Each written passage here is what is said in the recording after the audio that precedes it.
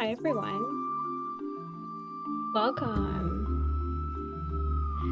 Welcome everyone today to our event. It's about Black Islam in the Americas series, Our Two Gods Filmmaker Q&A with Zeshawn Ali, Aman Ali, and Razi Jafri. My name is Hannah Matar. I'm the Academic Program Specialist for the Global Islamic Studies Center at the University of Michigan, Ann Arbor, and our center is your host today. So a little about GISC. We aim to promote the understanding of Muslim societies across the world, not just the Middle East, but Asia, Africa, and the Americas. If you're a student, faculty, staff, or community member who's interested in our talks, film festivals, research, funding, please join our monthly newsletter. We send out a monthly newsletter with the Center for Middle Eastern North African Studies and the Digital Islamic Studies curriculum, and it's where we keep everyone posted. So I've posted the links already, but I'll repost them in case you're just joining. If you're an undergraduate student, declare our minor. The minor has no prereqs, it's only 16 credits, and you can find out more information on our minor page.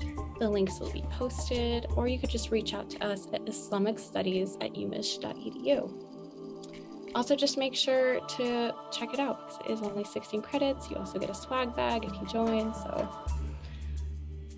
if you are interested in our graduate programs, check out our Master's in International and Regional Studies with an Islamic Studies specialization. The application deadline is usually around mid-December, and you can find more info on our website. It's about 36 credits, and it's usually pursued over the course of 2 years. So feel free to email us again or reach out if you are interested.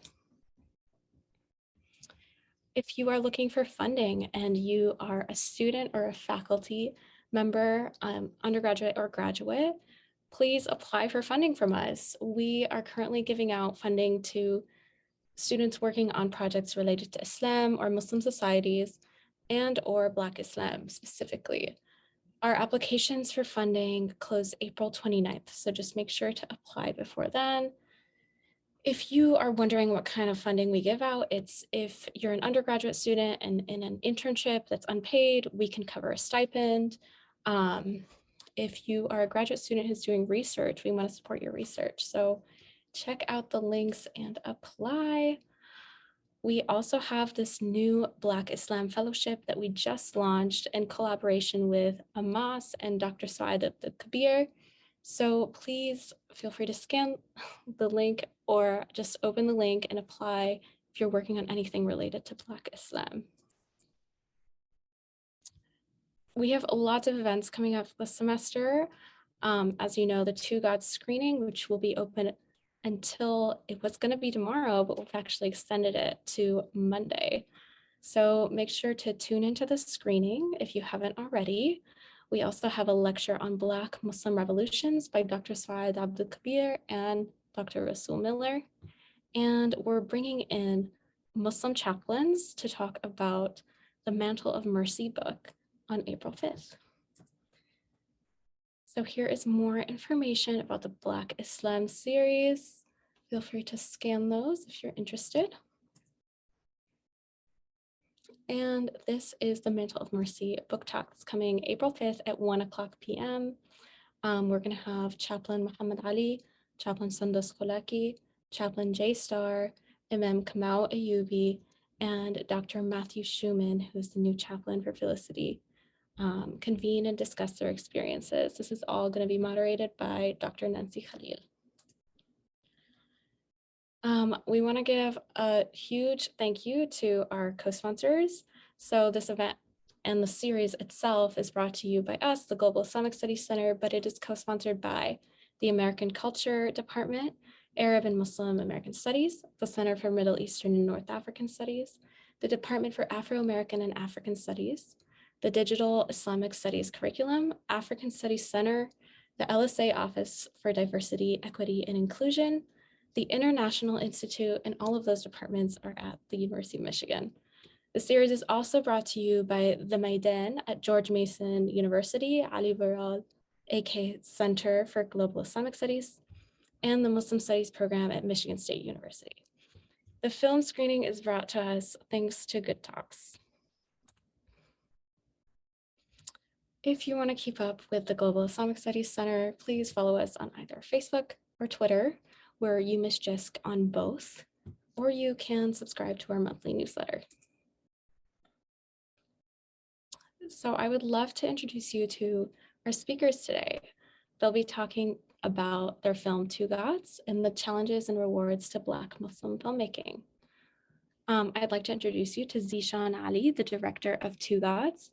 Zeshawn Ali was born and raised in Ohio and is a graduate of Tisch School of Arts in NYU. He's a member of Brooklyn Filmmakers Collective and Meerkat Media and is currently based in New York. Zeeshan was a part of the directing team on 30 Days Ramadan series and recently released his first feature film, Two Gods, which hopefully you've all seen, which received support from ITVS, Sundance Institute, Tribeca Film Institute, and Ford Foundation. Two Gods was also a selection at Hot Docs, Full Frame, BlackStar, DOCNYC, and Camden Film Festivals, and won the award for Best Documentary Feature at New Orleans Film Festival. The film will be premiering on Broadcast Independent Lens in 2021, so it was probably already premiered. Our second speaker is Aman Ali, producer of Two Gods. Aman Ali is an award-winning storyteller in New York City. He's made an appearance on dozens of media outlets, including the New York Times, CNN, BuzzFeed, NBC News, and HBO, to tell stories about Muslim American community. Aman is also one of the creators of 30 Mosques in 30 Days, a 25,000-mile road trip he took to all 50 states in the US with the mission of telling profound stories about Muslims in America. I'd also like to introduce you to our moderator today, Ms. Razi Jafri, a Detroit filmmaker and MFA student. Razi Jafri is a second-year MFA candidate at the Stamps School of Art and Design, and a Detroit-based documentary photographer, filmmaker, and producer whose work focuses on race, religion, immigration, human rights, and politics. His recent documentary, Hamtramck USA, premiered at South by Southwest and was broadcast on PBS program America Reframed. Razi is currently working on a multimedia exhibit project called Halal Metropolis about Muslim visibility in Southeast Michigan, and Loyalty, a documentary film that explores what life is like for Muslim chaplains in the US military. After the discussion, we'll have about 20 minutes where they'll respond to each other's creative work, and then we'll invite audience questions. So if you have any questions, please use the Q&A function at the bottom of your screen and send in your questions. We're really excited to have this discussion. So Razi, on to you. Hello, everyone. Assalamu alaikum. My name is Razi Jafri, and as Hannah mentioned, I'm a second-year MFA graduate student at the Stamps School of Art and Design here at the University of Michigan. And like Aman and Zeeshan, I'm also a documentary filmmaker. Thank you to the Global Islamic Studies Center for hosting this important conversation with this incredible filmmaking team of brothers Zeeshan and Aman Ali. I know both of these filmmakers. I've known Aman for a few years now, and Zeeshan I've gotten to know a bit more recently through a collective of filmmakers who've been organizing around the controversial film Jihad Rehab, which premiered at Sundance in January, which we'll get into in our discussion. So I wanted to get into our discussion, and we now come to their film, Two Gods. This is one of my favorite documentaries that I've seen in recent years, and I've had the privilege of seeing it a couple times now. And it's a really beautiful and thoughtful film. It's a type of story we don't get to see enough of. And I hope that everyone on our Zoom today has had a chance to watch the film. If not, you still have a few days to view the film through the link on the Global Islamic Studies Center's website. And I think we'll drop that link in the chat as well. And you'll have until Monday night, until midnight, to watch the film. Two Gods follows the story of Hanif, an African-American Muslim casket maker and ritual body washer in Newark, New Jersey, who takes two at-risk youths under his wing to teach them how to live better lives. The film touches on themes such as mentorship and discipline and craftsmanship, while also having a deeply spiritual element through the experiences of redemption, atonement, and forgiveness. I'd like to have us play a short trailer before we begin the Q&A. And just as a reminder, while I'll start us off with questions and a discussion, audience members will also be able to submit questions through the chat or through the Q&A feature, and I'll be happy to answer them. So we'll go ahead and play that clip now for you guys.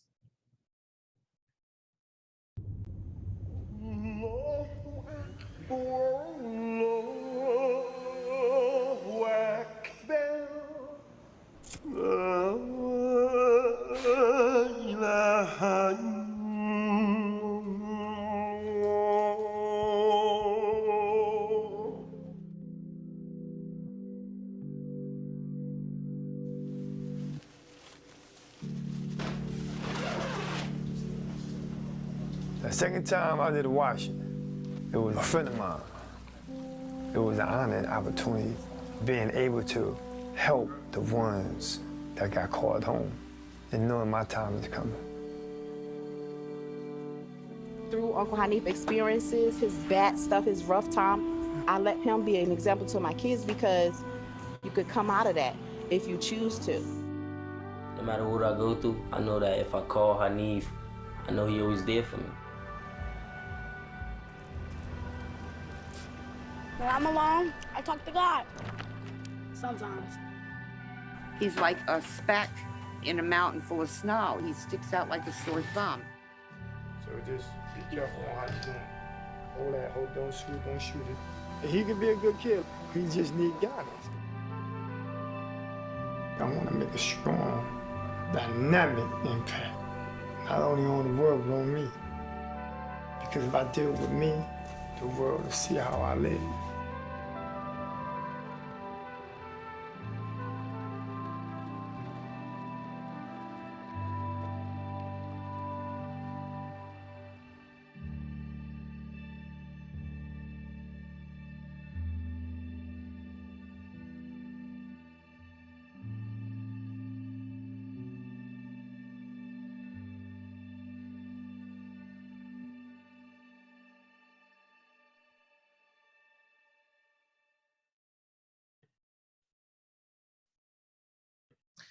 Thank you for the clip. So we'll just go ahead and get right into it. I know that usually when audiences are participating in a discussion like this, among the first questions that come to mind in such a powerful story is, how did you guys discover, Hanif, and how did you come to work together on this project? And so let's just maybe start us off with giving us a little background and how you came to this story. You want to take that one, Zeeshan? Yeah. We actually we had been in this period of just sort of working on different projects together. My brother and I, he had just done the 30 Mas series, and I think we were exploring just creating different types of art through the documentary lens. We had kind of through the work and the kind of network and community that kind of came, we were introduced and kind of started spending time in Newark. We lived in New York City, so we were actually quite close. So we would spend quite a bit of time there. And that's how we got to know Rashad, who was the owner of the casket shop. And we didn't start doing that to make a film. I think we were just more very intrigued by this idea of a completely Muslim-owned casket business. And there was this whole infrastructure of Muslim funeral directors, casket makers, and this Islamic community that was kind of centered on the funeral practice. And one day we were just happened to be invited to a washing to help actually participate in the washing itself. We were helping Rashad out that day. And we just met Hanif just in passing during the washing. And I think it's you sometimes meet people and you instantly form just a very specific connection. And we left the washing and we had this very long conversation. We had a lunch conversation and we spent the whole day together. And I think it's kind of the rest is history. We became friends first. I think it was Hanif was just such a generous person in terms of his time and the sharing of his story and the curiosity of our stories and how there was overlap despite our sort of differences. And then from there, we just kind of started talking about the idea of filming his work at the casket shop a little bit more. So it was really we didn't really set out any intention to make a film until probably like several months into, I guess, what most documentary filmmakers would call like pre-production, or like we didn't know what to call it. We were just kind of like hanging out with a friend of ours. Yeah, and I think it was like a very special film because of that, because it just really grew from that like chapter of our lives. And I'm sure this may touch base on other questions you have, Razi. And I think for us, our approach to filmmaking and storytelling has always been, let's see people the way they see themselves. And Newark, New Jersey, which is about 20, 30 minutes outside of New York City, I think it's fairly similar to many cities across the country, similar to even Detroit, where it's just so grossly misunderstood by the outside world, where it's just all these awful racist stereotypes about crime and poverty and this and that. But there's a reason why people proudly say they're from Newark, New Jersey, or from Detroit. There's a sense of joy from being there. There's generations upon generations, especially within the Muslim community, these Muslim communities that live there. And so for us, our approach was, well, let's see people the way they see themselves. There is a pride, and there is a deeply rooted happiness from being a part of this community. And so it's important for us to approach this story in the same way, rather than just awful racist perceptions that often people will parachute into a community, film a little footage, and tell the story how they perceive it. But for us, it was important to make this as collaborative as much as we could, because for us, our metric of success was not necessarily all these fortunate to have all these awards and all this, but to us it's superficial. For us, it was important to make sure that people in the community watched this film and said, oh, that's me up there. Or,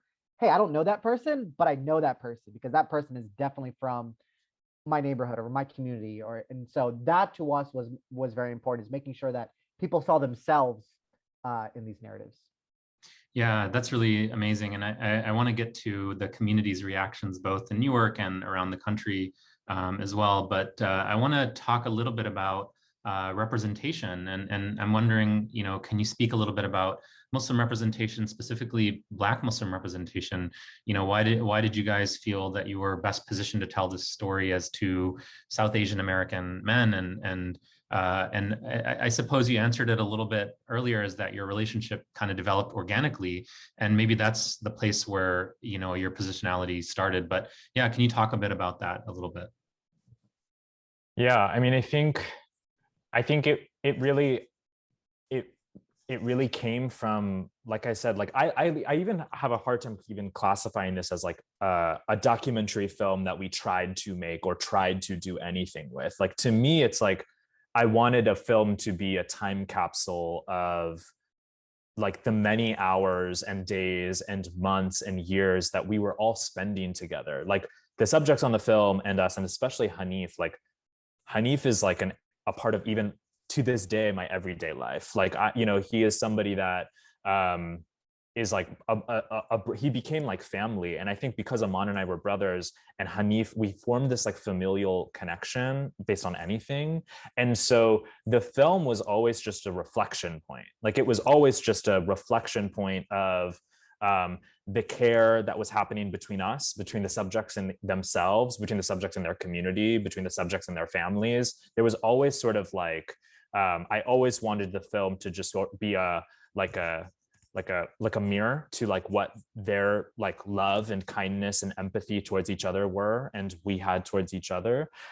So I do think, like, in some ways, but obviously we don't understand all parts of their experiences. We don't understand what it's like to be, a young Black man in Newark. So when Naz was navigating like difficulties in his experience, we didn't understand those experiences. And that's why it was really important that we always told our subjects, like, and actually, like, the reason why there's not much interview in the film, it's actually because, like, when you do see interview, those are moments where like Naz would call us and he would be like, I want to sit down, and I had a week in which I need to like really talk about what I was going through, and I want to put it on camera. Like, I want to document how I'm feeling, because like no one's listening to me. Like, nobody is listening to what I'm saying.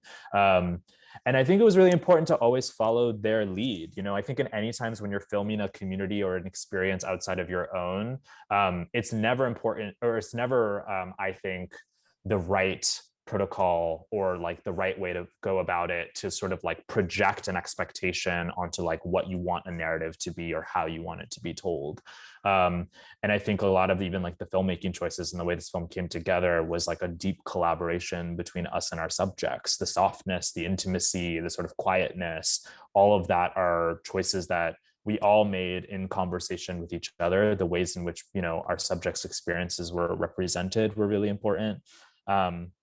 So yeah, I don't know. I think like the personal connection was deeply important.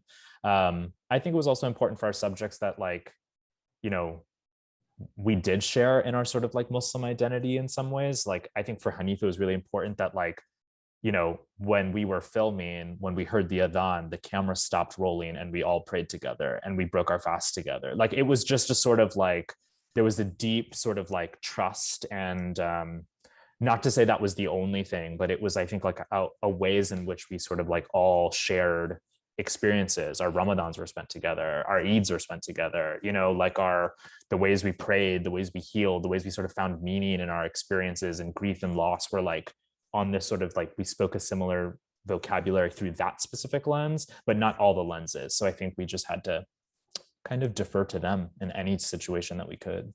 Yeah, and I think also as filmmakers, it's important to acknowledge and own the gaps that you have. You know, we are two brown kids from the Midwest, right? And so it was important for us from the rip to acknowledge that and to own that. But more importantly, what are we doing to address those gaps?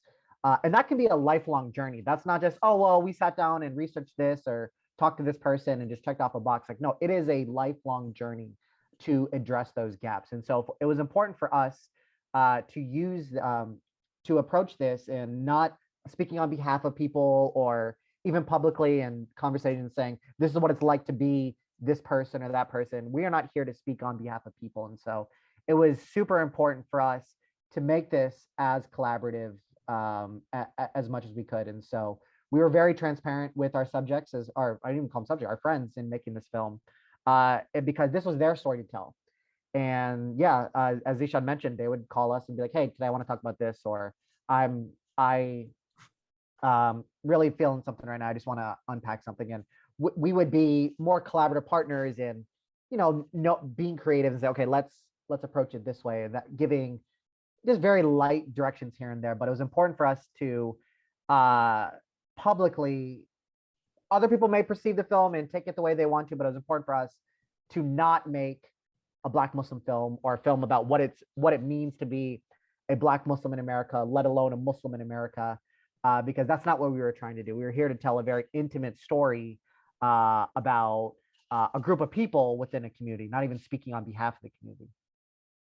Yeah, I can definitely relate to the experience with, you know, becoming so close to the people that you're working with. And when my co-director, Justin, and we completed our film, Hamtramck USA, we have maintained our friendships with the people that were part of the community that was portrayed in the film. And I actually moved to the neighborhood and to Hamtramck itself when we completed shooting. And, you know, to this day, you know, we've attended funerals and weddings, you know, for people that were depicted in our film. And it's, I don't know, it's been really difficult to not develop a friendship, you know, and I think there's a lot of power to it, and there's a lot of, you know, compelling reasons, you know, for why, you know, those relationships develop, and there's a lot of benefits, but there's also a lot of complexities too.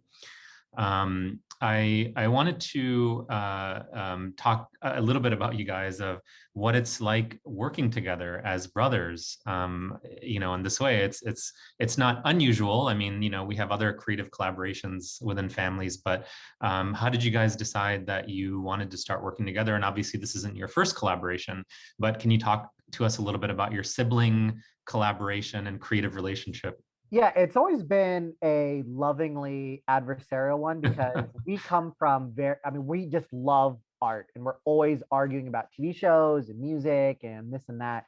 And I think the heart of our argument is, and Zeeshan, you can feel free to chime in. I always look at things as, this is what people want to see, and Zeeshan says this is what cinema should be, right? And result of that clash is a very beautiful concoction of what we hope you all have seen and enjoyed. But I think for us, it's also nice because we put it all out there, and there's still a love and respect. You know, he is the director, I am the producer. He went to film school. He's a brilliant visionary. I get the money. I work in the logistics. I do this and that. And so I may give some input, but at the end of the day, I trust his vision and I trust his judgment. And it's nice. You can give some constructive feedback and you don't have to worry about, I'm sure you've worked in creative relationships where like it gets a little awkward when you go a little too hard on someone, but like no hard feelings. You know, we're used to fighting and this and that, but it's a joy. It truly, truly is a joy because we're committed to telling the story. This isn't about one-upping each other or egos or who gets credit or this or that. We're all committed to telling the story. Yeah, I also think like, you know, and, you know, Razi, you can probably speak to this, like making a documentary film is so bizarre. Like when you're shooting, you know, and I actually feel like what made us be able to make a film period, and also this film particularly, was because, you know, so much of Aman and I's communication is conversations, but it's actually like quite unspoken. Like I think like we can go into a space and like we don't need to sort of like always have a dialogue or over articulate things, you know. And I think that to me was an ability for, you know, our subjects to, you know that Aman and I were always on the same page when we were having a conversation about the film or when the camera was brought into the room. Like there was a real sort of trust because it was like I said, we created a family. I think we wanted to create a family, and it helped that we were ourselves, you know, obviously brothers, and we had this sort of like rapport with each other. And it just makes decision making a lot easier. I will say like it makes conflict a lot easier. I think with your sibling, you can just sort of like argue for a second and like not worry about decorum necessarily. Yeah. And like you can like talk your feelings out, you know, vent a little bit and then just move on. Like, and I think there's such a sort of like cathartic process of that filmmaking style. Do I recommend that all siblings work together? Absolutely not. Aman and I always joke, like we have 3 other brothers, and we joke like we wouldn't work with we would only work with each other. Like it's so selective that like we wouldn't even work with all of our siblings. Like I think it worked for us because of, you know, our interests and how we approached art and filmmaking. But yeah, I wouldn't recommend all siblings work with each other.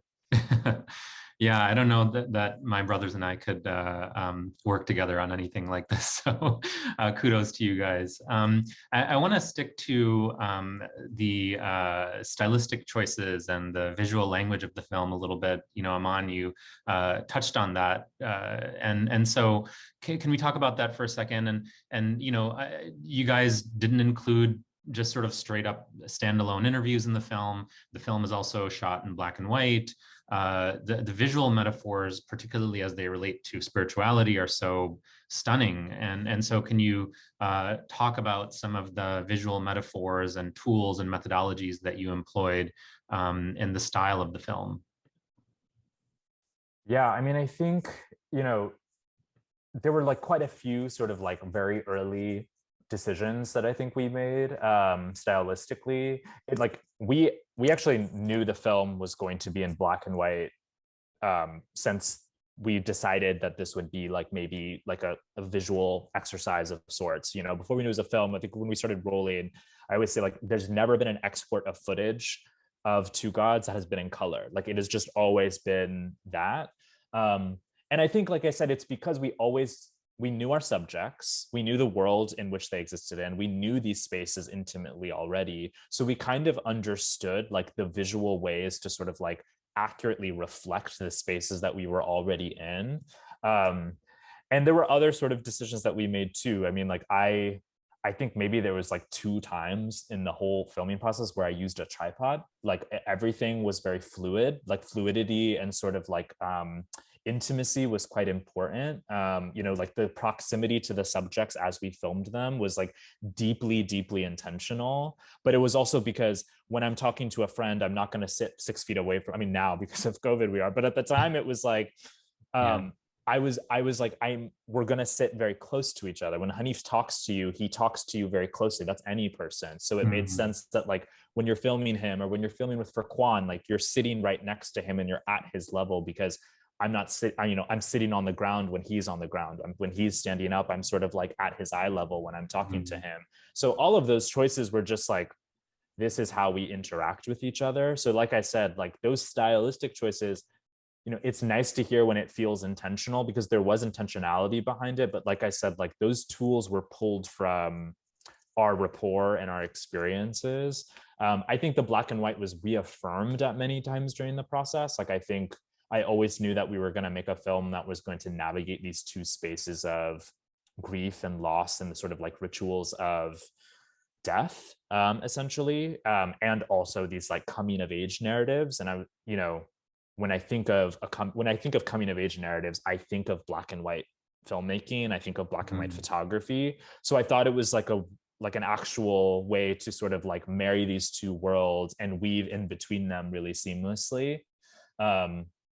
So in that way, like tonally, I think it really sort of like fit the world. And I think the last thing I'll say about the black and white sort of choice is, I think there's something about like when you take away the color from an image, like when you like peel back that layer, you're left with like all of these like very, very intimate details, and they take on these larger metaphors themselves. Like I think, and I think that's why I've always gravitated towards, my background was in photography, and I always gravitated towards like photography that was sort of like through the black and white medium, because you're focusing on the very like intimate details, like the way that like a drop of water is falling on a windshield, the ways in which sawdust is sort of left trickling on the edge of a casket, the details of somebody's like skin, or the way that water is washing somebody's hand when they're performing wudu, or like, when the washing is happening. Like all of those details to me took on this poetic layer, but really like those details weren't framed any specific ways differently. It was just like we wanted to present it as it felt versus like as it was, if that made sense. Yeah, no, I really relate to a lot of that. I also come from a photography background. That was my journey to filmmaking. So yeah, I can really relate to a lot of what you're saying. And thank you for giving us a little bit more insight, because it is unique. We don't get to see a lot of films that take on this type of form. So thanks for sharing a little bit more of the background. There are some audience questions. So I have a ton of questions, but I'm going to pause my questions for a minute, and let's jump into the audience questions for a moment. So we have a question from a student, Eileen. She has a really amazing question, and one that I'm very curious about. What was the hardest and most exciting part of making this film? I can answer the hardest. I mean, I don't know if this is the hardest, but I think the first one that comes to mind was just trying to navigate the industry and having them see the film that we intended to see the film. Razi, I'm sure you have plenty of stories with your own experiences. This is not a film about a post 9/11 community or a story of immigration, where stories about Muslim Americans very often stripped to headlines and other issues. And again, there's some great films and some beautiful films talking about those things, but this isn't a film about that. This isn't a film about gangs. This isn't a film about this or that. That films that when talking about this, we'd often get questions like, oh, so we're going to see some gangs? Are we going to, see some of this? But I remember one comment we got, and I forgot who's Zeeshan, but we were at a meeting and they said, this film is a little too quiet. And I'm like, what does that even mean? Like, if you really unpack what that person was trying to say, and this was a quote unquote respected person in the industry, I think that was frustrating, that our film wasn't loud enough because nobody was screaming or doing something awful or horrific or this or that, and just these awful racist perceptions that people have. But I think for us, it just gave us more conviction in wanting to tell this story, and really just underscored the need of this even more in trying to navigate that. Or there'd be other places where we say, well, we're already supporting our Muslim film, and it's some beautiful film, but it's a film about something in Iran or something in Turkey. It's like, oh, we have our Muslim film, so we're good. I was like, oh, I didn't know you can only have one film and to check off a box. So I think that was frustrating, was that quota, or even within that quota, just the limiting what's allowed to be talked about on the subject. But I think that's something that we use as motivation, and really fought for a seat at the table, and making sure that stories like this and so many more stories like this continue to be told. You want to answer the exciting part, Zeeshan? What do you think is most exciting?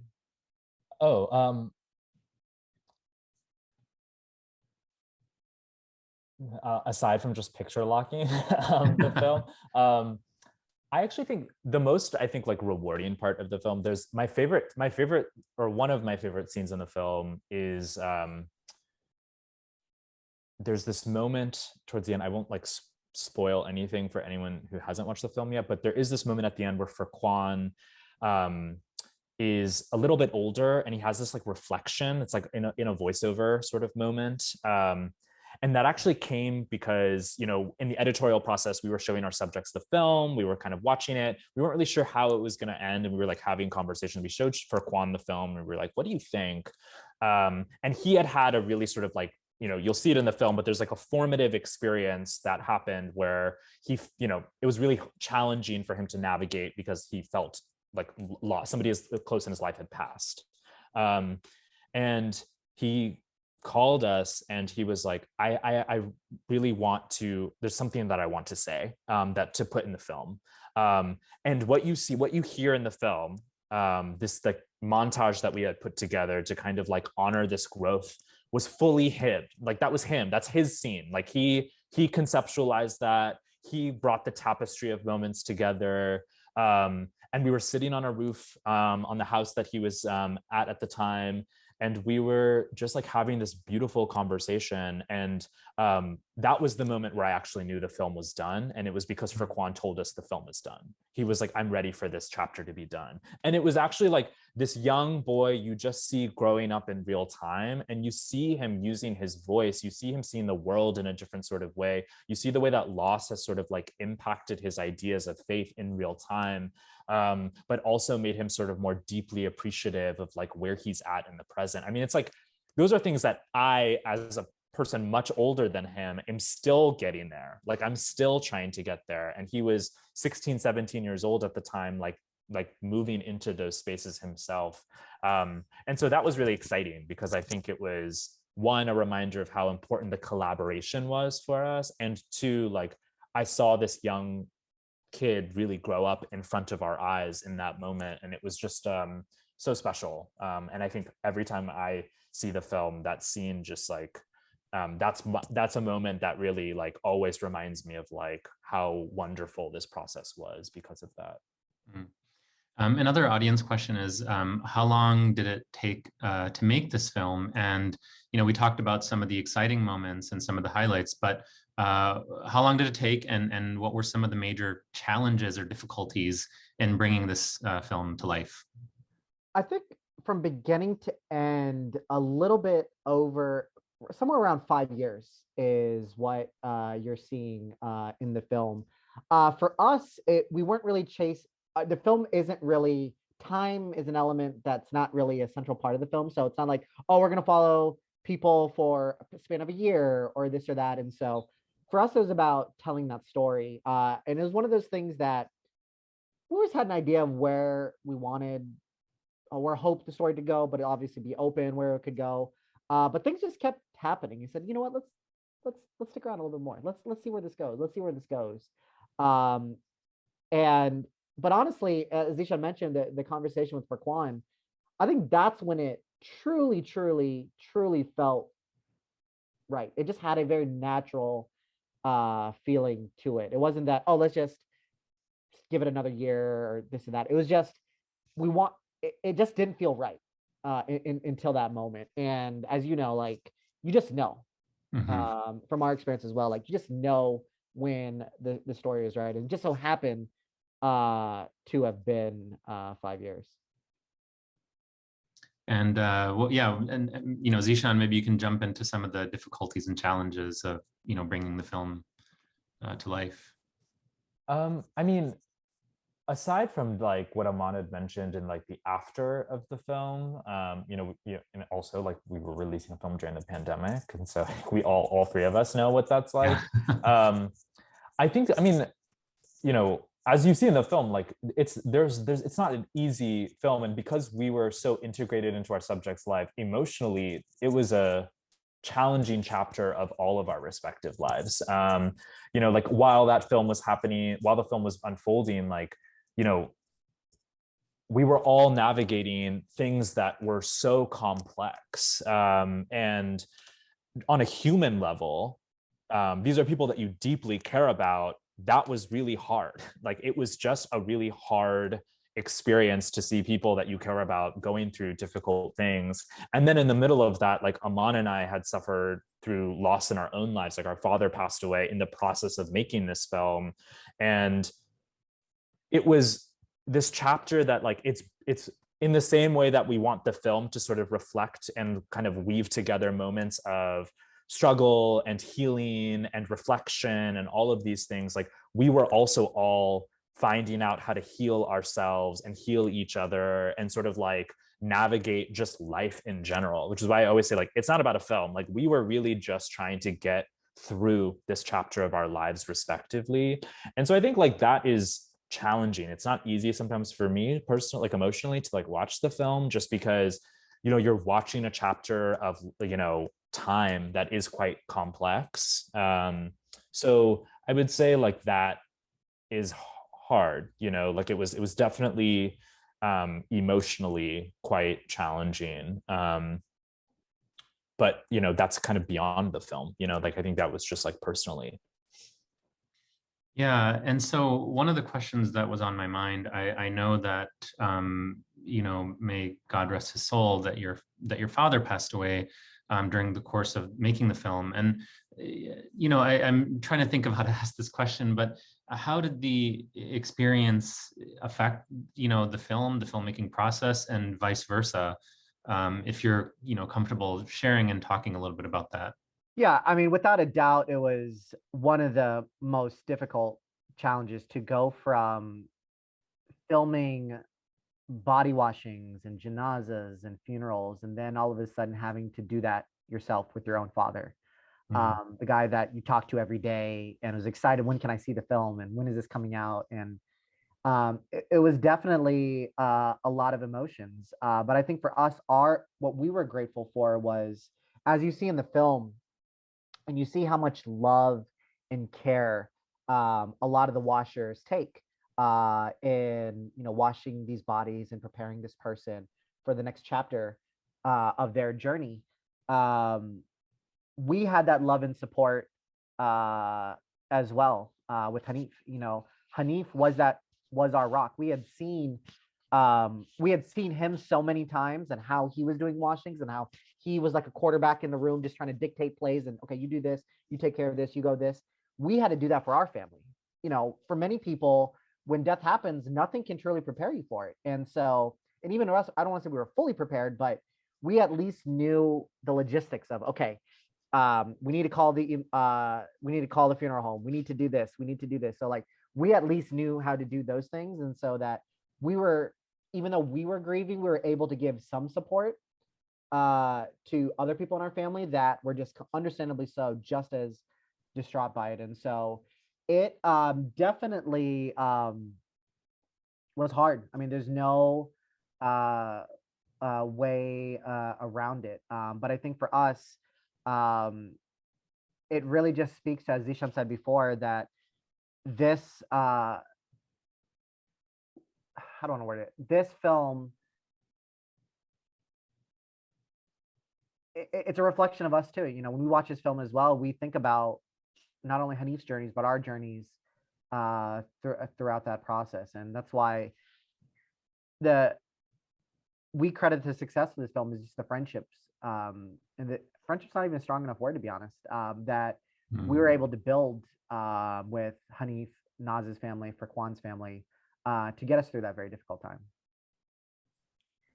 I think also like the one thing that I always kind of reflect on now, I think, is that the way that the film moves and feels I think was like hugely informed by the loss that I think we were navigating and the complexities of our lives that we were navigating. So I think like I remember being in the edit room with our editor, and I was like, we like had an assembly of a cut. We were like moving, everything was kind of like very like kind of moving from one moment to the next. And I was just like, this film needs to move, it needs to be quieter. I need space, because in that period of my life, I needed that. Like I needed space, I needed reflection, I needed like not just people praying, but I needed people sort of just sitting. I needed people sort of like, you know, I needed moments where like there was like sunlight. I needed a moment where there was rain, like all of these like actual things that I was craving in my everyday life. I was like, I need it to feel like that in the film. And I think like the loss that we felt, like we almost had to like undo the edit and weave it together with this thread of like reflection. Like what we literally had in our edit room, like images of reflection, both literal and metaphorical, because it was just sort of like, I wanted to like weave that into the tapestry of the story as much as possible, because, you know, like I said, it wasn't just our loss. Like, you know, our subjects were grieving. Frequan was grieving loss. Like they were navigating really difficult, complex situations in their own lives. So it felt right. So I don't think that, I think we would have made a radically different film in some ways. I don't know what that film would be, but I think we would have made a different film, or would have felt different had we not navigated that loss. So it's not that I'm thankful for it. It's just like, I don't know what Two Gods would be without this experiences that we had both on camera and off camera. Mm. I want to come back to some audience questions in just a second. And just another reminder for those of you that are watching and following this discussion, you're welcome to continue to submit questions. There's a few more from the audience, but you know, really quickly, I wanted to ask you guys about the reactions to the film. I guess both in Newark and across the country, and then also from the Muslim community, if you've heard anything in particular. And then also, have you received any pushback from the community? We've been very fortunate across the board, especially within the Muslim community, to get just so much praise, joy, excitement. And there's a sense of pride when people see themselves in these stories. That is something that to me was something that we're the most proud of. That people in different cities say, oh, I have a Hanif in my neighborhood, or I had a Hanif, this guy was my Hanif, or this sister was, you know, my Hanif, and, you know, my rock in my corner. And so I think to us, that was something that we were super appreciative of, because that's a story we wanted to tell. And I think for us, throughout this process, and you touched base on this earlier, talking about the intimacy of the film. There's one thing we very consciously did was, we didn't want to make this a 101 film on Islam, or even a 101 film on death in Islam in the portrayals. Yes, we might give a little bit, but we wanted to make these rooms as welcoming and immersive as possible. But if you have a sit-down interview where someone's like, and I'm going to tell you about this, and this is what this means, it creates some distance. We wanted to make these spaces as welcoming as we can. And so it was really beautiful to see people from all different walks of life. And I'm using a fictitious example, but the elderly white grandmother in Nebraska, you know, can see the joy that Frequan has and the journey that he is on, and also empathize with the struggles that Naz has as a young Black teen in an over-policed community. And so it was important for us that no matter what your experiences were, you can still, to some, obviously, again, we have our gaps and limitations, but you can still feel empathy. You can still connect with people. And I think that to us was our greatest thing that we are most proud of. I'm sure there's a few film writers that, again, overwhelmingly positive, supportive, 100% score on Rotten Tomatoes, all that nonsense. But there might be a few lines here and there. People are like, oh, this is such a great urban film, or this is such a great whatever. But we had no problem checking people. And that happened a few times with a few writers. But again, it just speaks to why we need more stories like this, and why more stories need to be told. And it just motivates us to continue down this path. But overwhelmingly, it has been such a blessing to have so much excitement. Also within the newer community as well, people have the people that were able to see it, lots and lots of excitement. People get excited, like, oh, I'm in there. That's me in there. Hey, you know, I'm in the documentary. I'm in, 45 minutes in, you can see me. And so that was really cool because we weren't just people that parachuted in. We spent 5 years in this community. We were there breaking bread. We were there, at Jummas. We were there for people's birthdays and weddings. And so we weren't strangers, to people. They didn't just find out about this through an article or just find out a press release or something. Like, they knew that we were there. And so that was important for us because it was a celebration, not only for us, but it was a celebration for the people in our film, but also for the community too. Yeah, thank you. On a lighter note, you have a shout out from your Uncle Wasim. Thanks, Aman and Zeeshan. This is your Uncle Wasim Qadri. Assalamu alaikum, Uncle Wasim. Thank you for joining us. Thanks, Mamusa. Yeah, I think Mom forwarded it too. So a couple of questions that have come up about the title. So this is a question from Kristen Peterson. Can you talk about the title? Where did it come from? And why did you see it as the best title? And just give us a little bit of background on that.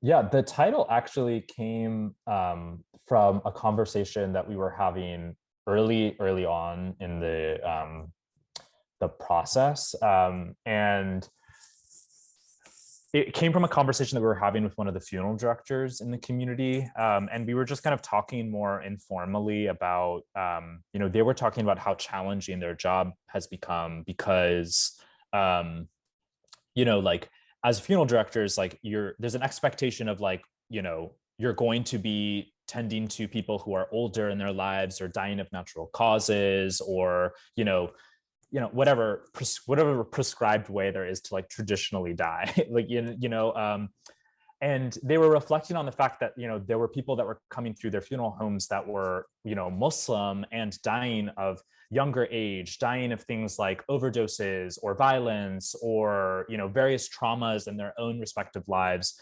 And we were like, well, what do you think is the challenge? Like, what do you think is how would you describe that? And one of the funeral directors described it so beautifully, and she was just sort of like, she's like, at a certain point in your lives, you can't have like two gods. Like, you can't worship this, like, survivalist mentality and worship God at the same time. Like, you have to sort of, like, make a choice. And that could be a choice when you're younger. It could be a choice you make when you're older. But what I also loved about it was, I think so often when we think about portrayals of religion and faith, and especially of Islam, like, there's this idea that, like, Islam exists in a vacuum and the practicing of faith exists without real life implications and challenges that you go through.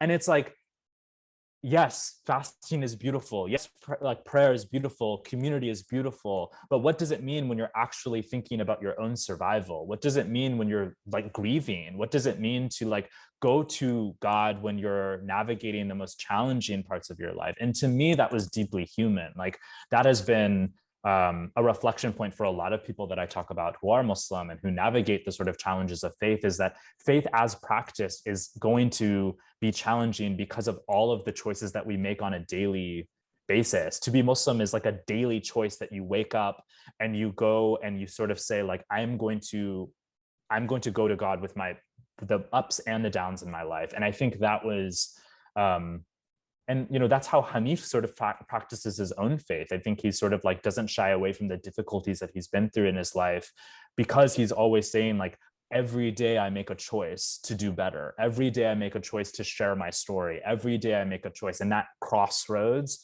I think, was really sort of, like, beautiful. So I think what we loved about the two gods was, there's other metaphorical things that sets up the duality. The film is sort of exploring lots of different ways, but I think we loved that spiritual crossroads at its core of what it means. But it also was important for us to not explain it in the film for that reason. I think we wanted to sort of, like, have people be open to interpretation in many different ways. I do think some people find the title to be a little controversial in some spaces. I think sometimes we'll go to a Muslim community and it's like it's not always received well, but I think it's like when you one guard only. When you sit with the actual sort of like the core of the intentionality behind it, I think it's actually like quite meaningful, and I think it like reflects a lot of like what the film is exploring in different ways. Yeah, thank you for that explanation. It really helps to understand where you guys are coming from and a little bit more insight on to how you develop the story and background. That's always really helpful to have. So I want to come back to some audience questions, and I would just encourage the audience, please keep them coming. They're really great questions. I wanted to shift gears a little bit. There's a question from Professor Suad Abdul Khabir on the issue of consent. And so she had submitted her question earlier. She unfortunately isn't able to join us, but I'm just going to read it as it was submitted to me. My question is about consent and protecting subjects.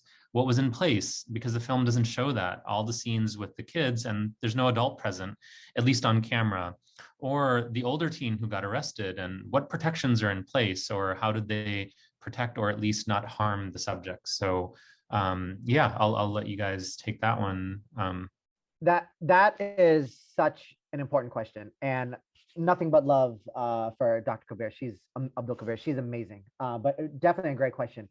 Consent is really what was the lifeline of this film. Yes, of course, we had release forms. We had for the kids in the film, or for Kwan and Naz in the film, Hanif, Rashad, everyone filmed, in every location film, there was consent forms. But it's not just a piece of paper. It's constantly showing, okay, we would film and say, okay, today we're going to talk about this or that. Maybe a few times along the way, we may show like a little snippet of footage. Just like, hey, remember a couple months ago when this happened? Here's what that came out to be. And so throughout this entire filmmaking process, everybody in our film had a sense of where this was going to go. And then when it came down to I think it was a fine cut or rough stages of the film where we're starting to put it together, they saw that and they looked at it. And it was important for us because this is their story. They were so courageous, so vulnerable, and willing to let us spend so much time with them in their lives. It was important that they felt comfortable. And there was scenes where they're like, you know what, I don't really want that in there. And it was an ongoing conversation. And so it wasn't just signing a release form and then just calling it a day. It was important to make this as collaborative of a process, because they were just as important to the success of this film. Or they put in as much work in this film as my brother and I and the rest of our film team did as well. And so that consent was definitely something that was the lifeline of the film. It's not just consent, it's enthusiastic consent. We wanted to have that sense of joy. And so by the time the film came out, there's no surprises. They felt comfortable. There was that sense of trust, that something that we never took lightly. And we always wanted to make sure that not even just with the film, how the film was talked about, even the little blurbs that get posted in articles or websites, we wanted to make sure that even those had the blessings of the people in our film, because again, this is their story, and it's important that they feel comfortable with how the rest of the world is consuming the story. Yeah, I mean, I think it's also like what we wanted to do is challenge the preconceived notions of like what I think a lot of the traditional documentary form of consent, which is just like it's on a piece of paper at the beginning of a process and then the rest is history, right? Like we wanted it to be collaborative, not just with our subjects, but like their families. Like their families were watching cuts of the films. We were having dialogue. We were having dinner with them. You know, we were sharing in all of those experiences. I mean, you know, there were certain hardships that we had to capture. And I mean, I think in particular, like with Furqan's story, we're not going to argue, like the familial situation, as you saw in the film, is quite complex. And every time we sort of like were filming with Furqan, we were in conversation with his grandmother. We were in conversation with his Aunt Barbara, who was his caretaker. Like we were constantly in dialogue with the people that, you know, we don't know. The only people that know the best way to tell their stories are the subjects themselves and their families and the communities in which they come from.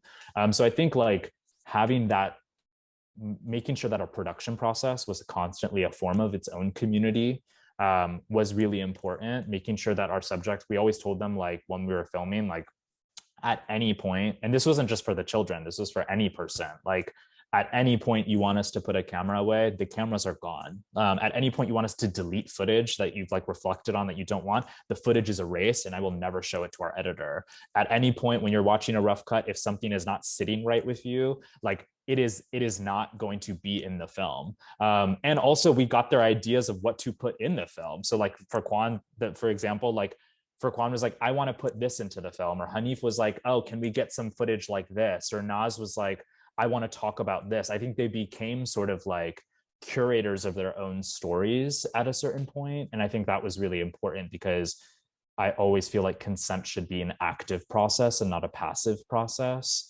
And that's something that like I think the industry has to reflect on. I think that's something that even I'm trying to be better about, is like, how do I continue to make myself a more sort of like collaborative filmmaker at every stage of my process? And I think it was easier with this film, I think, because of sort of like the closeness that we had with our subjects throughout that process.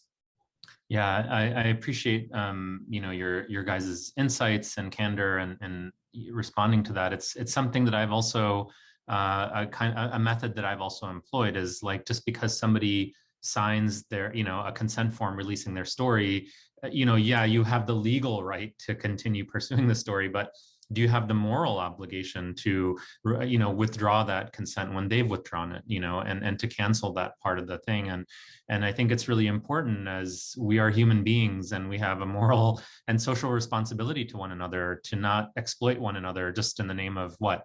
Art, just to sort of build our careers and to seek that kind of glory just because something sensational happened, or that you think that audiences might enjoy this. We have to be, responsible, because we have a big trust that's given to us. And so I appreciated those comments. It validates a lot of my own, approaches to filmmaking and storytelling.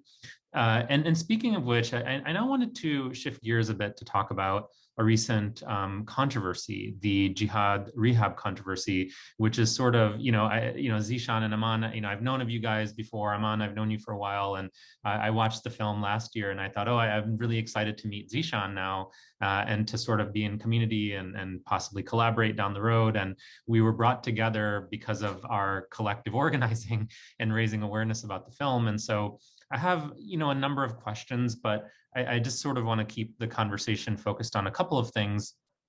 One is, can we talk about the controversy? And maybe Zeeshan, you can just give like a little bit of background in terms of what happened. And then can we just talk about how films like yours can play a role in reversing the harmful stereotypes about the MENA and Muslim communities, which of course includes Black Muslims and African-American Muslims as well. And so I think, I want to, hand it over to you, Zeeshan, and maybe you can just give us a little bit of background, and then we can get into the questions about representation for Muslim stories.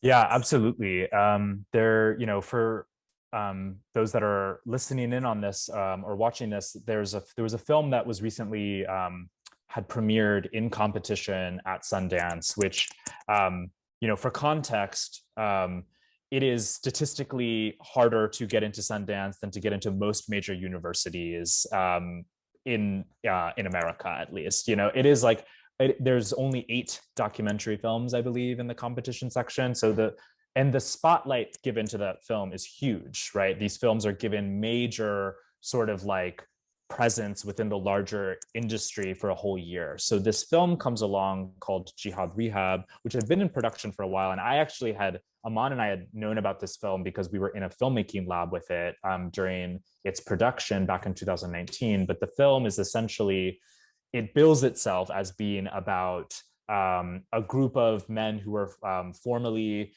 in Guantanamo and were then released and sent to this center. I'm using air quotes a lot because this is just from the words of the filmmaker. They were brought to this center in Saudi Arabia, where they were, I guess, like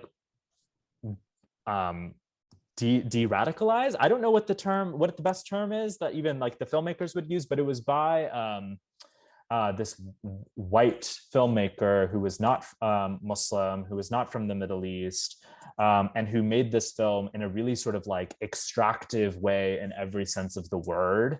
And Muslim filmmakers approached Sundance when that was first announced. And Razi, I think you were a part of that early group of filmmakers in conversation. And I think, kind of flagged like, what is this film and how did it get here? And I think in the unraveling of that question is how we got connected and how we learned how deeply flawed the ethical considerations of this film were. I mean, it goes beyond just like questions of, is this the right filmmaker to tell this film? I think there's huge ethical considerations about what this film is, and also subject matter wise, what it represents. Like it's a film about men in Guantanamo, or it's a film about terrorism. It's a film about, radicalized Muslims. It's like really sort of like all of the things that all three of us do not want to do in our respective films, and most Muslim American filmmakers that we know and are in community with do not want to do. So I think it generated really complex, challenging conversations that I think we're still in the middle of. So that's kind of like the general context of like how that film came to be, I guess, and like where we're at with it now. Yeah, and I think on the issue of consent, I mean, any logical person might question how can people in a incarcerated state in a totalitarian government, give consent to participate in anything, let alone a documentary film like this. And so that should raise red flags for anyone. And I think that was one of the biggest issues, for us from the beginning, was the protection and the, risk that the film and the exposure through the film would bring to the men portrayed in the film and to their families. So, the question is, how can films, like yours then begin to reverse and unravel some of these harmful stereotypes that are depicted through films like Jihad Rehab? Yeah, I mean, there's definitely a bunch of different ways to answer that. I think for me, as frustrating as Jihad Rehab is, I think why it struck a nerve with us, because it really speaks to a broader issue within the entertainment community. This idea of, you think after Black Panther came out, or Crazy Rich Asians, or it's a terrible example, but like other films like, oh yeah, progress and this and that, then you see films like this that continue to get made and get supported. And I think it just really speaks to this problem that is continuing to happen, where the trying to tell stories about marginalized people, narratives, communities, because it seems like a cool story, or it seems like a fun story. Like it's almost like this little adventure that I'm going to go on to tell this story. And just the harm that can create time and time and time again. This isn't just isolated to this film.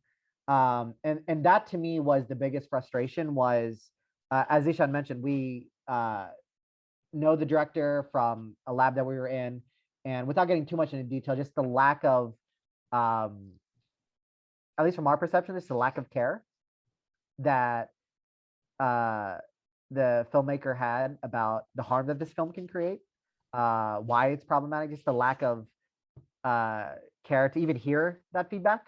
I think really speaks to the film that you saw. And to me,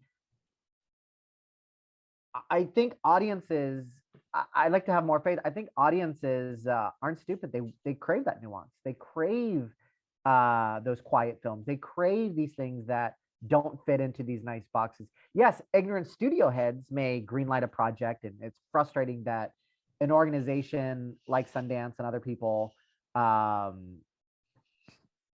until this point got a lot of support. You got a ton of support in making this film. This is not just limited to Sundance. And so I think, without getting too negative, I think what is beautiful is, it sucks at how hard that people like you and other people had to like clap back and yell and fight until finally we had a voice and a platform, and articles are being written and got meetings, and hopefully things will start to change. It sucks that it had to take this to happen. But what is encouraging is we're starting to get heard on why these things are problems. We still have a long way to go.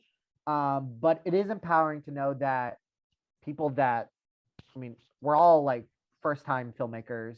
We've done other stuff, obviously, but it's our first feature films. To have a seat at the table is super encouraging. And so instead of just getting all upset over the film, for us, I appreciate that this truly is an opportunity to make things happen, and to start seeing at least even incremental change. But yeah, it was definitely blindsiding when that Sundance thing happened, because again, you live in, sometimes you have these kumbaya moments, like you make your film like, yeah, we got all the support and this and that, and then this happens, right? Yeah. But yeah. Yeah, and I think, to be clear, none of us, certainly, neither of you guys have suggested that there's something inherently wrong with, Meg Smaker, the director of the film, being a white American woman. There's plenty of people who aren't from the Muslim community that have made really, lovely or nuanced or important films that have been either about our community or have included Muslim characters. And I think that's an important thing to keep in mind, and to not get distracted for anybody who's observing this conversation unfold. And it's still taking place, as well. So I just wanted to, make that distinction. But yeah, I think, the conversation's just getting started. And I think, one of the most important things, as I mentioned, was the security and safety of the men that are being portrayed, whom have had no charges brought against them, but are depicted, in this film as extremists who are in need of being rehabilitated. What are they in need of being rehabilitated from? And so I think that's an important thing. And I think, I wish that more people would know about this kind of controversy, because it affects other communities as well, in terms of the way that they're portrayed, and in terms of the way that these harmful stereotypes are continuously perpetuated, not only about our community, but others as well, and that we shouldn't let people get away with it. So I want to actually go back to the audience, because we have more questions, piling up again. So I just want to send it back to the audience, and we're doing really well on time.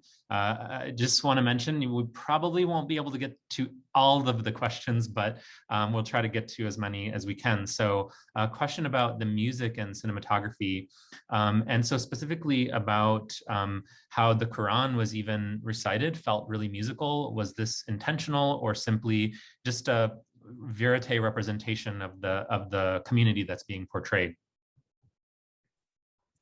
Yeah, I think, the music was like deeply, the music and the way that the film opens was actually quite important to us in many different ways. The adhan that you hear in the film, Mustafa, the brother who recites the adhan at the beginning, is his voice and the way he recites the adhan is so specific. And it's actually because of his background. Like, I think he was a musician for a while, and he was a vocalist. And so he's like a trained vocalist in many ways, but he also kind of has this really sort of like powerful way of, reciting the adhan with so much emotion. It almost feels like haunting in a lot of ways. And so this is like, we had been going to, prayers and iftars, and, like we had been at the masjid, like always hearing this. And it was just kind of like a fabric of the everyday experience of being at that masjid in Newark. And so when we started to kind of build the beginning of the film and sort of making the score, we really started to think about how the adhan as a sort of like spiritual feeling that it gave through that performance could be a springboard into sort of like larger instrumentation. So for example, like the opening scene of the film has music that kind of comes out of the adhan, like as he's sort of like reciting, it's kind of like interwoven with each other. And we actually like used his voice to pitch the instruments to match his voice in the film. And so the horns of the film the horns of the score that you hear are quite literally like almost like a support to his voice. And to us, that was a good springboard to us to be able to play with different ways in which we wanted to sort of like build all of the music of the film. And I think when we were working with our composer, who's this incredible composer, Michael Bahari, we were also talking about other elements of the film, this idea of cleansing, this idea of water. Water is such a strong presence of the film. So we used horns and strings and sort of harps as like plucked elements to kind of represent rain on a windshield. What does that sound like? What does the sound of the water running along somebody's skin during a washing feel like? And how do we create an instrument in which it can grow from that visually? So I think we were always trying to use the visuals that we had captured, the footage, as the way to inform the emotional place that the scenes were in. And the score was always as a way to sort of like weave that together in a really active and intentional way. And so much of that is the brilliance of our composer. Like, I think like I tried to like intellectualize it a little bit, but like we really just were like, this is how it felt to hear the adhan. This is how it sounds. This is his voice and the tonality of it. How do we sort of like get there into the score? And I think Michael did an amazing job there. Yeah, I think, one of the things that people that work in documentary films, we learn through making these films that the importance of music and sound. And this was a big thing for us, as well, when we were making our film. And I can just share kind of a quick little story about a song that we also had an amazing composer, Colleen Burke, who did a fantastic job composing the score for our film.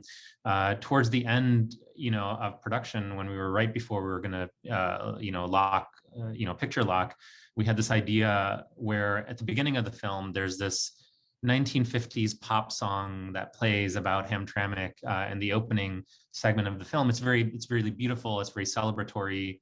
The lyrics contain a lot of the symbolism of Hamtramck at the time, which was 95% Polish. And towards the end of the film, we had this idea of composing a Bangladeshi or South Asian rendition of this song. So over the closing credits of the film, we gathered musicians who were able to employ a harmonium and a tabla to play a new rendition of this song, an updated rendition of the song using traditional South Asian instruments. And that was really important to us because it represented the transition of Hamtramck from being a majority Polish city to a majority multicultural city. And so music was able to play that type of symbolism. So yeah, thanks for going into a little bit of that as well. There's a few questions from the audience, and I'm actually going to try to combine these because they're kind of similar or kind of in a similar vein. They're talking about, so one question is, what is it like for the three of you to be Muslim filmmakers with your own intersectional identities? Do you feel like it makes your jobs harder? Is there a large Muslim filmmaker community? Okay, so then there's a related question, and maybe the three of us can answer these like kind of in just a free flowing discussion. What is the path to becoming a filmmaker? It's very inspiring to see Muslim representation. Thank you. But it's also difficult to convince our families to pursue the arts. How did you do it? And did you face backlash from your community? So yeah, I'll have you guys kind of jump into it, and then I will chime in, as well. So Aman, why don't you start us off? Yeah, and I think that those are all like tremendous questions, and I think that's what's beautiful is there isn't this linear path. Like when you become a doctor, you go to med school, take your step one, take your MCATs and all that stuff. I probably butchered that, but that's why I'm not a doctor. But I think that's what's beautiful. Like I think you and I think the first time I met you was almost like 15 years ago. I think I was living with a bunch of bros in DC. In DC, yeah. Over, 05, 06, I think. Something like that, yeah. And we always saw each other throughout the years. I'll see you at a convention or a conference, and there was always love there. And our paths were very different since then. I don't know what you were doing at the time. I can't remember. I was an engineer at the time. That's right. You got like a job interview or something? I can't remember. Yeah, I think I must have just graduated from college at the time. Yeah. You were an engineer. I was a political reporter. And 16 years later, our careers have blossomed in very fruitful ways. And so it's super exciting. There's a lot of love there. I remember when our films came out around the same time. And so I saw that when your film got into South by Southwest, I told Zeeshan, I'm like, yo, I know this guy. Like, that's awesome. This is great. Like, let's. And so there's a sense of joy. It truly is a closely knit family. There's this idea of everybody just gets really happy because we all win. This isn't a competition over may the best filmmaker win or any of this nonsense. There's a joy because we all win when these stories are told. To the question of family, obviously I can only speak from my own experience. I grew up in a household of very hardworking South Asian immigrant parents, right? And I very quickly understood when I went to journalism school and worked as a reporter. But before that, I quickly understood that my parents didn't want their kids to struggle the way they did coming to America. My dad mopped floors at a donut shop when he first came to America. My mom worked as a babysitter in daycare, and that was a tough, blue collar life. And they didn't want their kids to struggle. So things like they just understood that doctors, lawyers, engineers, easy success. I don't have to worry about my kids as long as they do that, right? And so for me, I realized that they're not against me being a journalist. They just don't want to see me go through what they went through. And so for me, it just motivated me to say, okay, I need to put together a plan. I need to come correct. I can't coast in doing this. And so by putting together that plan and staying motivated, they were open to it. And they started to see that. So it wasn't an adversarial conversation. I'm sure they had questions and concerns like any parent would. They want to make sure their kids are okay and doing well at it. And so I think when you look at it at that lens, it made things a lot easier. Again, this is my experience, but I think that was super important. And I think now it's even easier because back then, early 2000s, there really weren't many people I could point to and be like, hey, I'm going to do what that person did. Now you have dozens of people, right? And so for people asking that question, feel free to reach out. This is not a struggle that you have to go through alone. We have all had these different challenges, whether it's convincing family or getting a film made or just pursuing the creative arts. And we're all a closely knit family. And we're very fortunate that we were able to make this film because we picked the brains of so many creative people. And so we want to welcome as many people as we can to that process because it truly is a joyful and a fruitful path. And any ways that we can be of value, even if limited as that may be, we're always happy to help in any way that we can. I think that's a green light for whoever asked that question to email Aman. Go for it. Yeah, and Zeeshan, yeah, can you talk about your path and some of the challenges that you faced becoming a filmmaker? I think, it was, we were very privileged in that we had families that were like mostly supportive, though I did have to make a PowerPoint presentation to defend going to film school. Like you really had to like overanalyze. Yeah, like easy. He's lying. They're like, no, we had to overanalyze. Like we really had to like but I think the path was actually, for me, it was difficult because I found film school to be quite a challenging space because what I wasn't prepared for was, filmmaking is a hugely socioeconomic,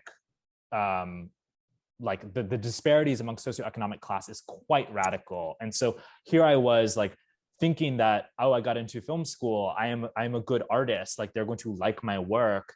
And I was going to a school in which I had people who were spending on a thesis film in an undergraduate college program, they were spending like $75,000 on their thesis film of their family's money. I worked 3 jobs throughout college. I lived on Aman's couch for most summers because I couldn't afford an apartment. Like it was quite literally like daunting. The thought of going into the making films was quite daunting. And I think even after I graduated, I stopped working on my own personal work. I like went into the sort of like corporate advertising world. I got a day job. I was working, many hours a week. The whole time we made Two Gods, even I think until like the last year of like the edit process, I was working a full-time job that whole process because I was so afraid of like how like overwhelming the financial sort of path into filmmaking was, because the reality of this situation is it's not easy and it does cost a lot of money, and infrastructurally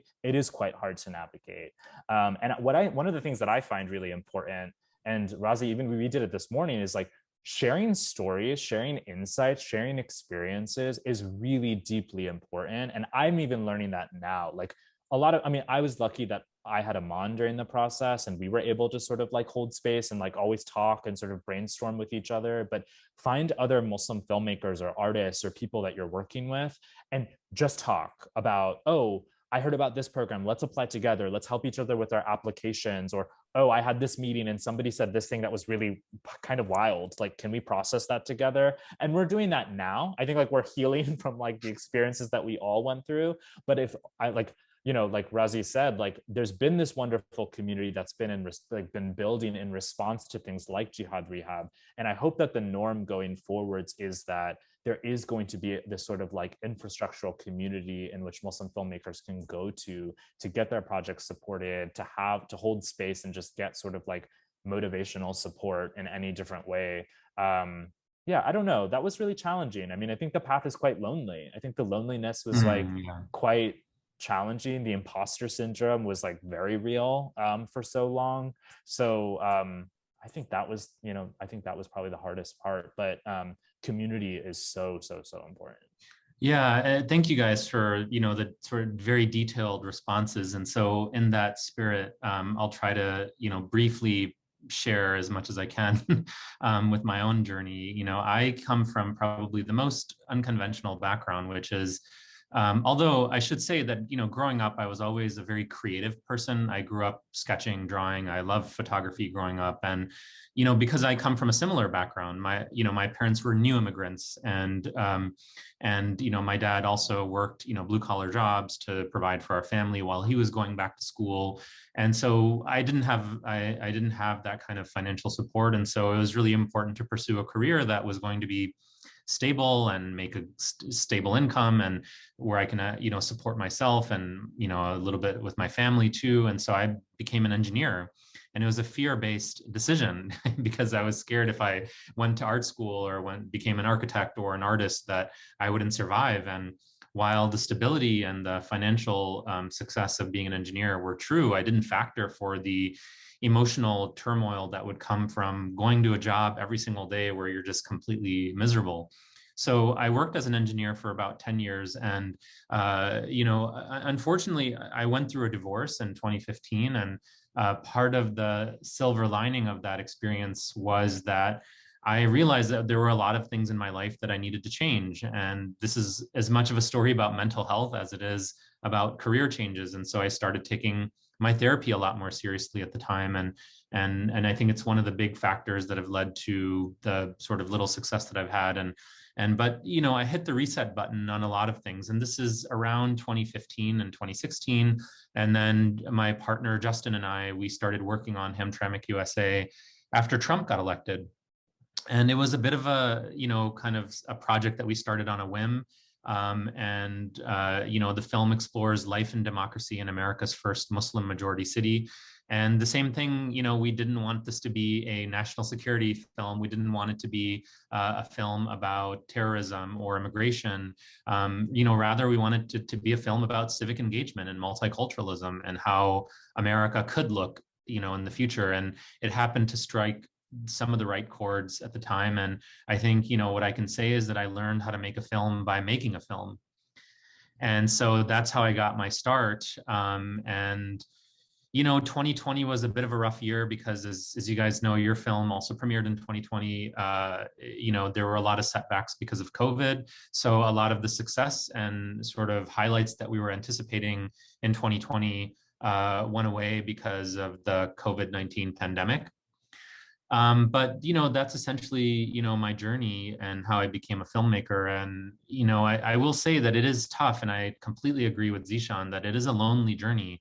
I am seeing, you know, a lot, I wouldn't say a lot, but I am seeing some filmmakers, and we are, you know, part of a small group of loosely affiliated filmmakers. And I hope that we become more formally connected to each other. But there isn't a singular organization that is an umbrella organization for Muslim storytellers or filmmakers or artists. But I hope that that's something that will form soon, very soon, because then like the people that are asking these questions can come to this group and they have a single place to go to. But in the meantime, yeah, you know, we are available to anybody that's out there listening or watching.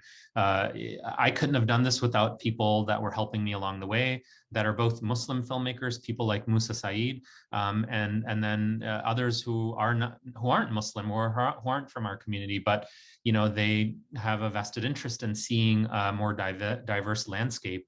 And, you know, if I can give a shout out to our executive producer, Doug Blush, who really has mentored me along the way. Doug is, you know, a middle-aged white guy, you know, from the Midwest. He's now based in California now, but he really took us under his wing as young filmmakers and storytellers to really help us in our careers and to really help our film achieve the most success that it could. So there are other people out there too, outside of our community, that, you know, are really good people, you know, that will also help you. And so I think, you know, please reach out to us. And I think, you know, that's the biggest thing I can say is, like, you have a few people, you know, we're not inaccessible, you know, we're easy to find. You know, you can find me in the U of M directory as well, for those, you know, for those of you that are U of M students, you know, and then Aman dropped his email address in the chat. Another kind of related question to this, which came up in the audience Q&A, is what makes you pick a subject when it comes to your filmmaking? How do you find the stories that you find? I guess I'll add kind of a follow-up to that, because we're getting kind of close to the end. So I'm trying to consolidate, you know, a lot of our questions is, so how do you pick your stories? What are the types of things that you're interested in? And then, and what are stories that you're working on next?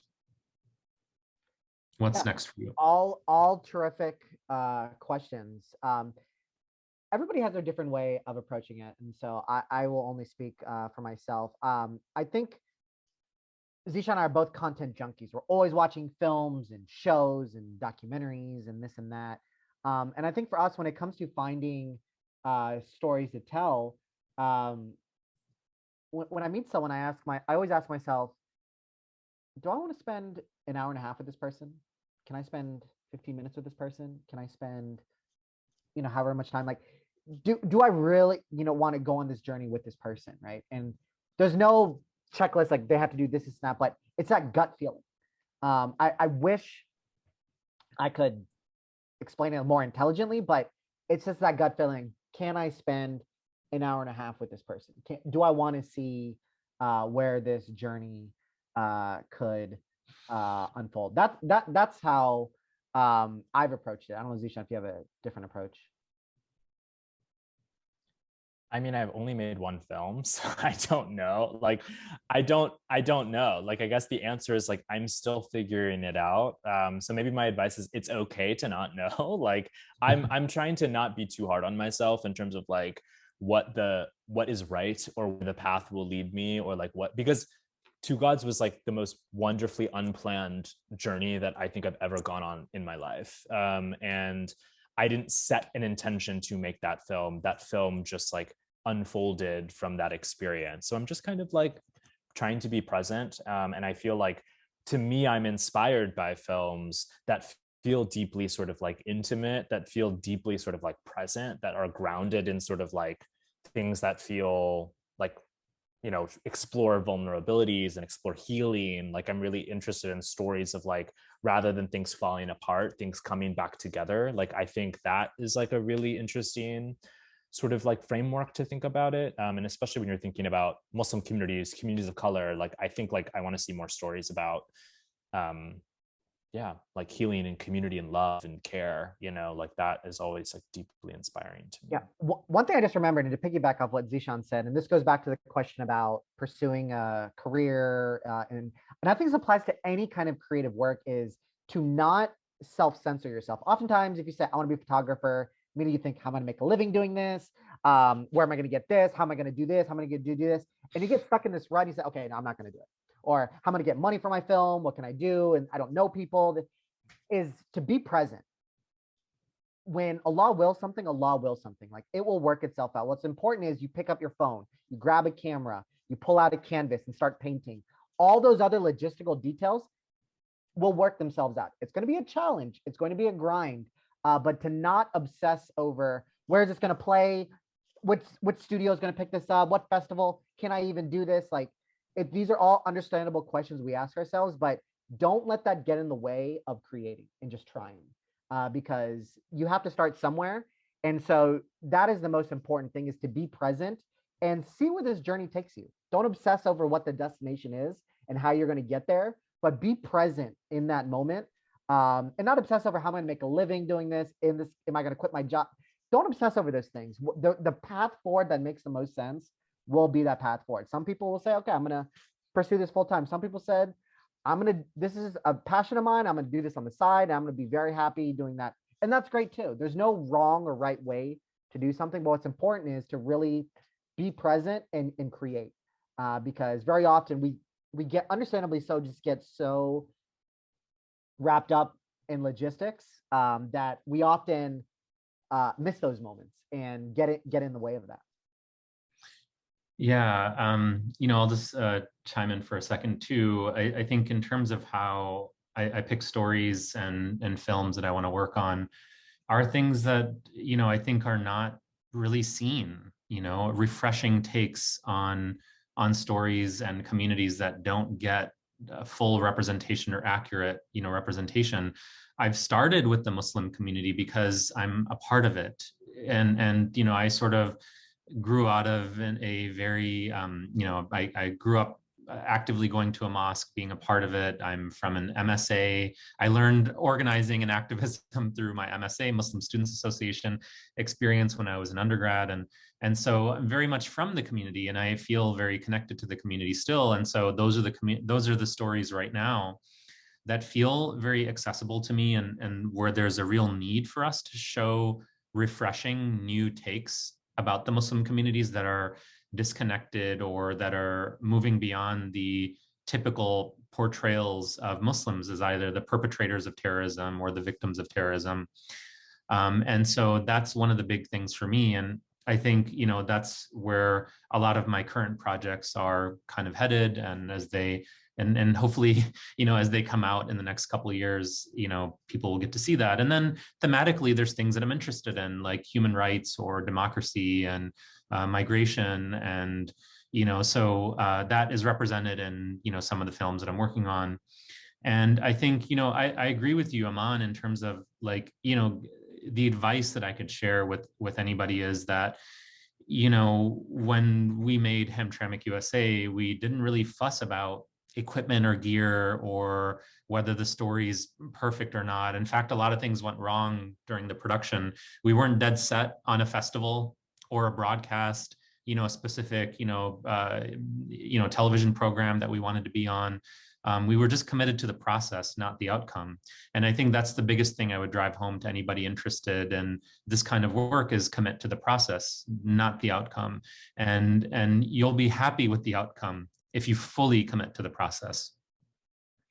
And, today there's Hollywood filmmakers like Steven Soderbergh that are making films using cell phones, using iPhones, using software like Filmic Pro. And it's funny because, those of us that are using all this fancy equipment and gear, now we have to go back and learn these new innovative tools because they're becoming more commonly used, and Filmic Pro, I think, is like $12.99, to download it and use it on your phone. So, I mean, I think there's just a lot of really great tools that are out there that are super accessible, that you can use to tell stories about your community, and then also start with those stories that you have immediate access to, because people don't know about these stories and we need to tell them. And we are in the best position to be able to tell those stories, because if we don't tell the stories, somebody else will. And I can assure you, you're not going to like the results. You're not going to like what you see. And this goes back to Jihad Rehab, and, I think there is a story there, that needs to be told. But it's not how it manifested through that film and through that story. So we have to step up, and we need more Muslim filmmakers and storytellers. So I think we're out of time, and there's a lot of questions and there's a lot more to get to, but in the interest of time, I think here's a good place to pause and come to a close with our discussion. And I just want to thank you guys for joining us, and thank you to the Global Islamic Studies Center for hosting this event. And I just want to bring Hannah back in case there's any last minute housekeeping things that we need to close out for. So Hannah, I'll let you take it away. Thank you so much. Thank you, Zeeshan, Aman, Razi, for this amazing conversation. We are so grateful. No major closings. I will simply share my screen with a quick, let me see if this works. Goodbye. Yeah, thank you so much to everyone who joined today. Really grateful. Bye, everyone. Take Goodbye. care. Thank you.